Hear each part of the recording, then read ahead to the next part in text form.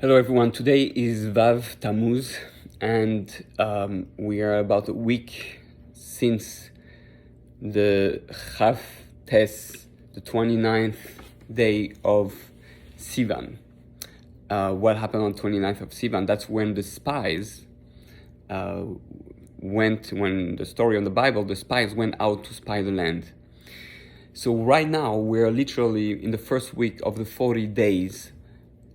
If we connect to history in the same time, because everything is a repetition, as everything is a cycle, and we go again through the same cycle and try to reconnect to those energies and fix whatever has been distorted. So the spies are spying the land. And my question is, are you spying the land also? Are you spying the land, but this time in a positive way, with the eyes of Yoshua and Caleb? We see that it's very easy to be holy, to be close to God, to be religious, to be spiritual, and still have a negative view of the land. This is what happened with the 10 Nisim. They were great, holy people, 10 princes of the 10 tribes. So they were affected by the difficulty of living in the land of Israel, the challenge of living in the land of Israel. And we have to ask ourselves, am I today in 2023, or whatever the year it is when you're going to see that, but hopefully it's the last year, am I affected by the media? Am I affected by the way I look at the difficulty in living in the land? Yes, it is a challenge. Yet it is hard. Yes, one should not go into the land of Israel just without thinking and preparing. However, one should have a true craving, a true desire, a true passion when one needs to fall in love with the land of Israel. So I made that series of 40 videos, hopefully that you can watch every day. Rather it's 20 videos, and God willing, Bline, they're going to continue 20 other videos for you every day to read, to watch one video and to be inspired, to see the spirituality of the land, to understand the greatness of living in the land, the danger of not living in the land, all the advantages, disadvantages, and God willing, this time we will not make the same mistake as the spies. Rav Kook says that even if we don't live in the land, but at least there's that real craving.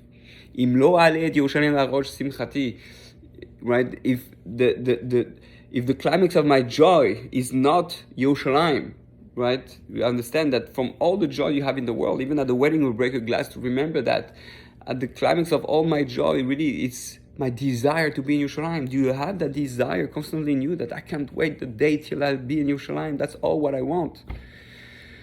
So even if you're not there yet, but at least you're planning, you're getting ready for it, you desire to be there, then you will eventually be like Joshua and Caleb and enter the land. If not, you're going to be stuck like the 10 tribes, because everything repeats itself. One of the things we learn from history is that we don't learn from history. And therefore, we have to make sure that this time you will be the exception. You'll be the black sheep that actually learned from history and won't make the same mistake as the explorator, the spies.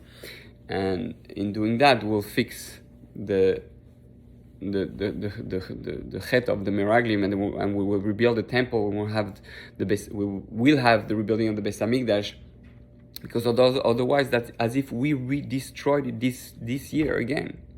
So ask yourself, am I doing the same mistake as the spies? I don't want to make the same mistake. And yes, when you go into the land of Israel, you have no name, according to the rabbis, and it was last week's parsha, so it's all connected, all in the same time. The Nisim, according to a lot of the commentaries, they were going to lose their status. If I'm a rabbi here, or I'm a doctor, or I'm a engineer or lawyer, when you go, you have a following. You have, it's like today, everybody knows followers. On TikTok or whatever, all those stuff, people have followers. When you go into the land of Israel, you start from scratch. Most of the time. Sometimes you're lucky you have more connections, but overall, it's very hard. It's a different type of life. We don't live like the American dream.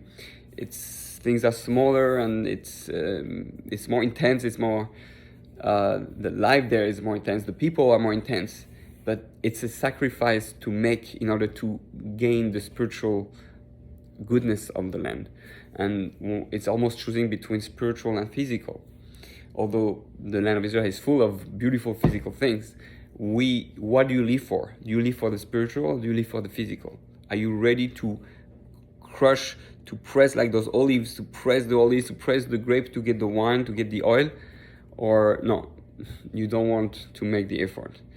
So that's what I'm telling myself, and that's what we should all tell ourselves, so that we make sure that we don't stay in exile because of our laziness, or because it's not convenient, because it's uncomfortable.